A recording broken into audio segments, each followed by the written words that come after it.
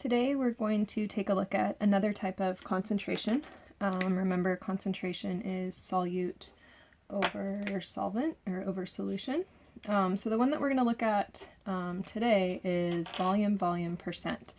And these are going to be a little tricky because there's volumes everywhere. We have volume of solute and then also volume of solution. You've seen this before if you've ever bought 70% rubbing alcohol, or if you've seen it on wine or any kind of alcoholic beverage, it'll say the percentage. Those are volume percents. So the first thing we're going to do is just sketch, have a visual of what these volume percents are. So let's say that this is a total of 100 mils, and here's the 70 mil mark. The solute, the rubbing alcohol, will be 70 mils out of that 100. So that would be the rubbing alcohol. And then I would have 100 mils total of the solution. And so another way that we can write that, just like we saw with the weight volume percent, is we could say 70 mils of the alcohol per 100 mils of solution. And this happens to be a good example of an instance where there's actually more of the solute than there is of the solution, or of the solvent. But we still talk about the alcohol being dissolved in water, so we still call the alcohol the solute.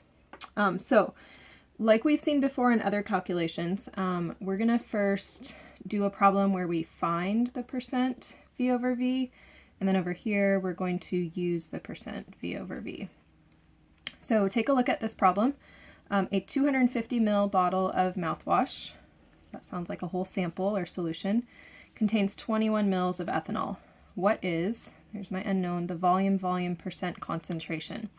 So with volume percent, I'm immediately thinking mils of solute over mils of my whole solution. And so then I can just plug my numbers in. That'll be 21 mils of ethanol over 250 mils total. Don't forget, anytime we're finding that percent, we have to multiply by 100. And when I do that, I get 8.4%, and I say V over V, and I want to say that this is ethanol, so I can differentiate between, say, a rubbing alcohol and an ethanol solution. So here's my solute, and then solution. So that's how to find percent V over V. I think this is where you'll tend to find the problems feel a little bit trickier, where you're using the V over V. You just have to be extra careful with your units. So if I consume 15 mils of mouthwash, that is 10% V over V ethanol. How many mils of ethanol did you drink? So that's what I'm looking for. I have this 15 mils and then I have this 10%. So I want to take that 10% and write it as a conversion. It's going to be 10 mils of ethanol per 100 mils of solution. And then I can take that and use it as a conversion.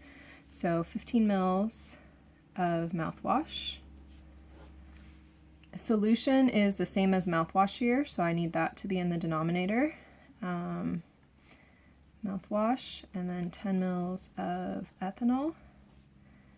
And you can see the mouthwash will cancel out. I'll be left with mils of ethanol, and that comes out to 1.5 mils of ethanol.